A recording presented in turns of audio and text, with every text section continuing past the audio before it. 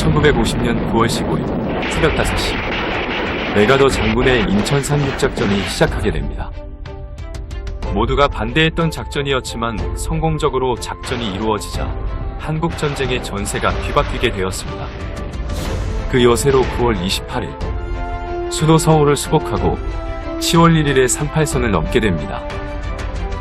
그리고 10월 1일에 3사단 24면대 장병들이 양양 지역에 있는 38선을 넘어 북진한 것을 기념하기 위해서 이 날을 국군의 날로 지정하게 됩니다.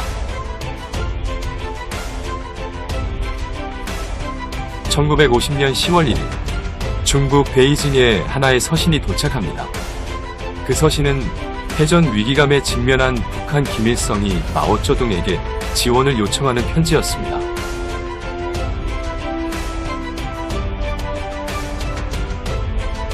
마오쩌둥은 1950년 10월 2일부터 5일까지 중앙정치국 확대 회의를 열고 북한의 군사 파병 논의를 하게 됩니다. 하지만 군부와 고위 간부들의 반대 의견들이 대다수였습니다. 왜냐하면 당시 중국은 오랜 내전으로 인해 경제가 완전히 회복하지 못한 상황에서 국민당의 장제스의 군대와 싸우고 있었고 미국의 강한 군사력 때문에 승리를 장담하지 못하였습니다. 그러나 미군이 주둔하고 있는 한반도와 국경을 맞대는 것을 부담스러워했던 마오쩌둥은 중국 본토를 지키기 위해 순망치안을 내세우며 급한 대로 30만 명에 가까운 병력을 한반도에 파병을 하게 됩니다. 그리고 그들은 10월 19일 날 압록강을 건너 아무도 모르게 평안도와 함경도에 있는 산악지형으로 들어가게 됩니다. 한편 인천 상륙작전으로 한국전쟁의 전세를 뒤집은 메가더 장군은 군대를 서부와 동부로 나누어 북진을 명령합니다. 서부는 낙동강 방어의 영웅 워커 장군의 미8군이, 동부는 서울을 수복한 미 10군 단장 알몬드 장군이 맡았습니다. 그런데 이때 메가더 장군은 알몬드 장군이 이끄는 미 10군단을 육상이 아닌 해상을 통해 원산에 상륙시켜 함경도와 두만강 진격 명령을 내립니다. 하지만 당시 미8군의 선봉대였던 미 1군단은 경기도 안성까지 북상한 상태였고 미 10군단은 의정부 북부까지 진출한 상태였습니다. 따라서 원산 상륙을 강행한다면 미8군 예하 중에서 부산에 가까이 위치했던 부대를 차출하고 10군단은 그냥 평양을 향해 진격하는 것이 정석이었습니다. 그리고 해상보다 육상 진격을 주장했던 미 8군 사령관 워커 장군은 서울을 점령한 미 10군단을 미 8군에 배속시켜서 서울 북방에 있는 미 10군단이 평양으로 진격할 때 미 1군단이 평양 동쪽으로 올라가 원산으로 방향을 전환한다는 계획을 구상하고 있었습니다. 동시에 국군 1군단이 동해안을 따라 북진해 원산에서 미 1군단과 합류하면 우선 한반도에서 좁은 길목인 청천강에서 함흥까지의 라인을 장악하여 전선을 안정적으로 끌고 갈 수 있다는 전망까지 하게 됩니다. 이 계획은 미국의 합동참모본부와 대다수 지휘관들의 지지를 받았지만 한반도 북부는 거친 산악이 이어지면서 오솔길인 경우가 대부분이었고 유일한 교통로라 할 수 있는 철도는 곳곳이 파괴되어서 중장비 이동이 어려웠습니다. 이 때문에 상륙작전을 지지하는 의견들도 있었습니다. 작전 실행 전부터 많은 찬성과 반대 의견들이 있었지만 인천 상륙작전 당시처럼 메가더 장군의 의지를 꺾을 수 있는 사람은 없었습니다. 결국 메가더 장군이 미 10군단을 원산에 상륙할 부대로 지정한 상황에서 미 8군은 하루빨리 38선 부근까지 올라와 미 10군단의 빈자리를 메꿔야 했습니다.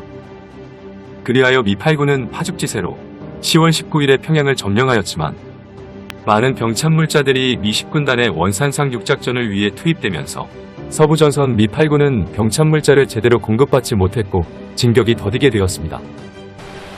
1950년 10월 2일 상륙작전을 위해 인천과 부산에 모인 미 10군단은 원산으로 향했습니다. 그런데 이때 문제가 생겼습니다. 북한이 소련에서 기뢰를 제공받아 미군의 원산 상륙을 예상하고 상륙 예상지에 무려 3,000여 개의 기뢰를 깔아놓았습니다.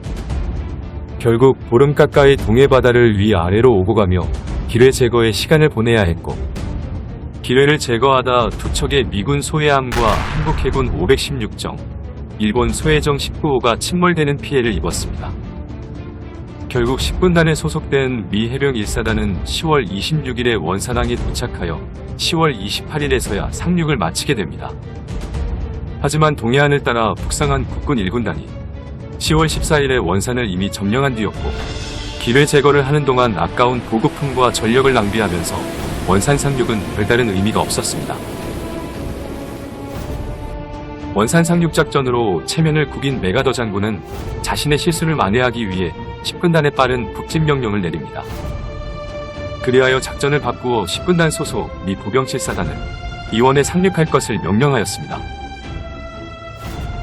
그러나 국군 수도사단 1기갑 연대가 10월 23일에 이원을 이미 점령했기 때문에 10군단 소속 미 보병 7사단은 1950년 10월 29일에 큰 저항 없이 이원에 상륙하였고, 국군과 함께 오늘날 함경북도 회산을 향해 북상을 하기 시작하였습니다.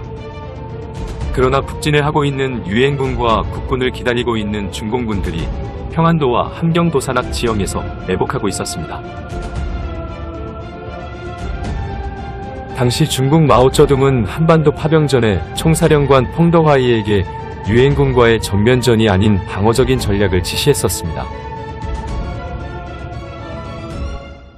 만약 적이 완강하게 평양과 원산을 방어하고 6개월 안에 북진하지 않는다면 우리 군대는 평양과 원산을 공격하지 않을 것이다. 우리는 우리 군인들이 충분하게 장비를 갖추고 훈련을 해서 확실히 적의 공군과 지상군보다 우위를 점했을 때만 평양과 원산을 공격할 것이다.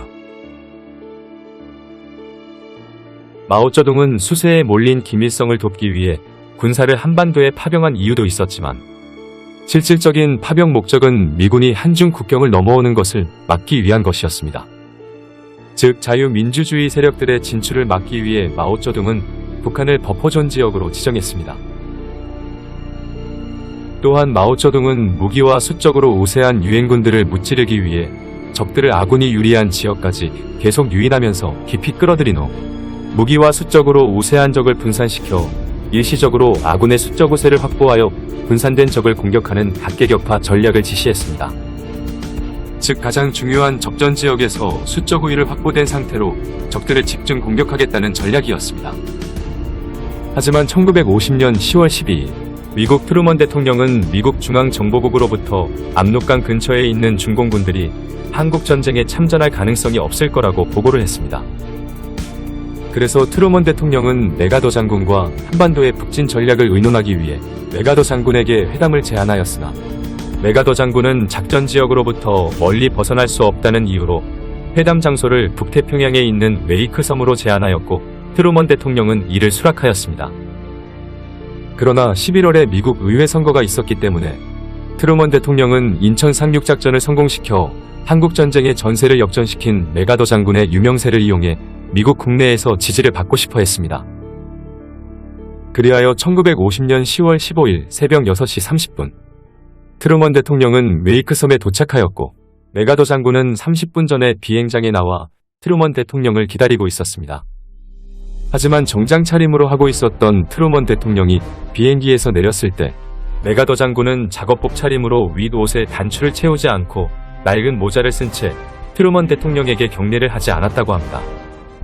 그리고 메가더 장군은 그의 오른팔을 잡은 상태로 악수만 한 채 트루먼 대통령을 맞이하였습니다. 사실 1차 세계대전 당시 메가더 장군이 무지개 사단을 이끌었을 때 피아 포병대위가 트루먼 대통령이었습니다. 그런 기억 때문인지 메가더 장군은 트루먼 대통령을 크게 예우를 한 것 같지는 않았던 것 같습니다. 트루먼 대통령은 훗날 자신의 측근에게 자신의 부하가 웨이크 회담 당시 때 메가더 장군처럼 옷을 입었더라면 엉덩이를 차버렸을 것이다라고 표현했을 만큼 불만을 가졌었습니다. 또 트루먼 대통령은 70대의 오성 장군이 19살 먹은 소희같이 행동을 하고 다닌다며 선글라스와 옥수수 파이프 등으로 상징되는 메가더 장군의 개성 있는 옷차림을 마음에 안 들어 했습니다. 그러나 메가더 장군의 아내가 좋아한다는 초콜릿 캔디를 그에게 선물로 주면서 겉으로는 크게 신경을 쓰지 않은 모습을 보였습니다. 그리고 공항 내 건물 안에서 1시간 동안 회담이 이루어졌었는데, 트루먼 대통령이 중공군의 개입 가능성에 대해 메가더 장군에게 물어보자 메가더 장군은 공군력을 보유하지 못한 중공군이 개입할 가능성은 거의 없으며 투입이 되더라도 병력을 최대 5만에서 6만 명 정도가 투입할 수밖에 없고 압도적인 미군의 공군력으로 중공군들을 격퇴시킬 수 있다고 호언장담하며 자신감을 가졌습니다. 그리고 11월 23일 추수감사절까지는 전쟁이 끝이 난다고 확신을 하게 됩니다. 이러한 메가더 장군의 긍정적인 모습에 만족한 트루먼은 돌아오는 길에 샌프란시스코에서 유엔군이 조만간 한반도의 평화를 회복하리라고 확신하였습니다. 그런데 웨이크 회담 바로 다음날 메가더 장군의 긍정론에 반하여 중공군은 이른바 의용군이라는 명칭 아래 세계 4단 이상을 한국전쟁에 투입하게 됩니다. 추수감사절까지 전쟁을 끝내기 위해 메가더 장군은 중공과 소련이 참전할 수 있다는 가능성을 배제시키고 1950년 10월 17일에 북군과 유엔군을 북쪽으로 신속히 전진하라는 새로운 명령을 내립니다. 그리하여 기존 청천강 함흥으로 이어진 북진 한계선을 구성에서 성진까지로 수정했습니다. 하지만 기존 메가더 라인에서 북쪽으로 갈수록 한반도 정면이 넓어짐에 따라 작전 지역 또한 넓어지면서 서부 전선 미 8군과 동부 전선 미 10군단은 더욱 고립된 채 작전을 각자 수행을 해야 했고 이는 커다란 부담으로 이어졌습니다. 결국 서부 전선에서는 청천강을 도하하여 압록강을 향하고 동부 전선에서는 함흥을 점령한 다음 장진호와 청진 방향으로 진격하였습니다. 그리고 10월 24일에 북한과 멀지 않은 국경선을 총 공격을 감행하기로 결정하여 추수감사절 공세를 시작하였습니다. 그러나 그 다음 날 10월 25일 운산을 향해 진격하고 있었던 서부전선 국군 1사단의 선두부대는 정체불명의 병사들에게 공격을 받았습니다.